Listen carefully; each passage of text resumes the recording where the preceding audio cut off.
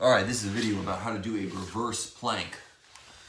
Now, the reverse plank is an exercise that doesn't get nearly as much attention as it deserves. It's more popular, hotter cousin, the plank, gets a lot more attention.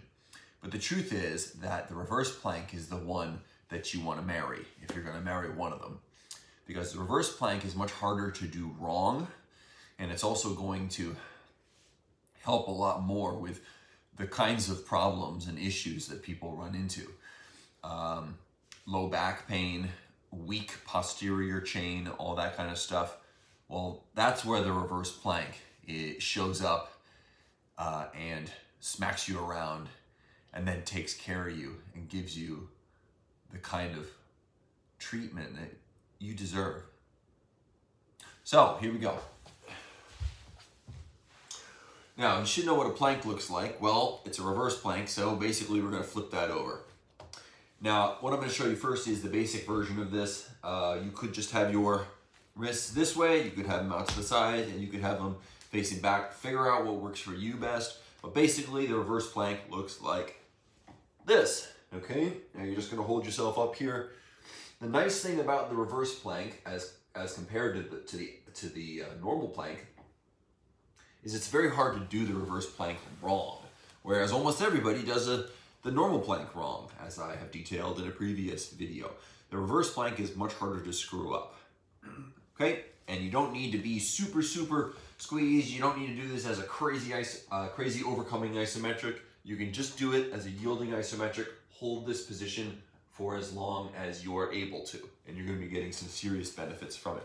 Now, if that's rough on your wrists or your arms are failing before your low back and butt and hamstrings are failing, you have some options. One, this is the one I would recommend for most people, is to grab a chair, put your feet up on the chair. You might put a pillow beneath your head or something like that. That could help, but I'm not going to use one.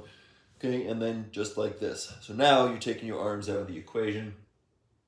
I wouldn't say it necessarily makes it harder on your posterior chain or anything like that, but it just relieves the need to rely on smaller, weaker muscle groups or things like your wrist integrity in order to do the exercise.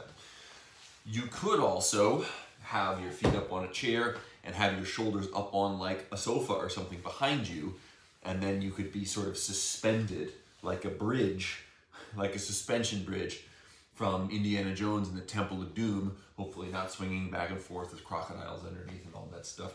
But you get the idea. You could do it that way if you wanted to as well, okay? And if that's too tough for you, you can also flip it around and put your shoulders up on a chair. I hope this chair doesn't move, okay? Put your shoulders up on a chair and do the plank like this. So this should make it a little bit easier since well, the angle just makes it a little bit easier. I can feel it there, right? Okay, so a couple different options for how to do the reverse plank. Now, as I've said, you know, this is the one that if you're gonna do one of them a lot, this is the one you probably should be doing, because a lot of people deal with low back pain and weak posture, and we sit on our butts all day long. We don't use our muscles in our back as much as we should, even though they're the ones that really are necessary for most of the you know, heavy lifting, both figuratively and literally, that we do in our lives. Now, one thing you do need to understand about this is that your low back basically has two different kinds of strength, and you need to attend to both of them. They are flexible strength and rigid strength. Flexible strength is the kind of strength that you see people who are like dancers and yogis. So if you're like a flippy floppy, noodly kind of person, you probably have enough flexible strength in your low back. Maybe not. If you don't, I would look at the exercise, the Jefferson curl, which I believe I've made a video about. There's definitely a video about that in the Facebook group. But essentially it's doing like a deadlift style movement, but with a rounded back, where you're sort of doing noodling yourself up like this instead of being rigid as you come up, okay? So that's the flexible strength in your low back. And if you don't have enough of that, well, a lot of the movements we do in life involve, you know, picking things up with a rounded back. We can't always have a rigid, strong back. And you also need rigid strength in your low back. So if you're not doing exercises like deadlifts, where creating tension in your the muscles around your, I don't like the word core, but around this area, okay? If you're not doing something like a deadlift or a Romanian deadlift or something like that, where you're having to brace against load and create rigidity in there, then you're probably not training those muscles enough to really get the kind of strength that you need to be a healthy, capable individual.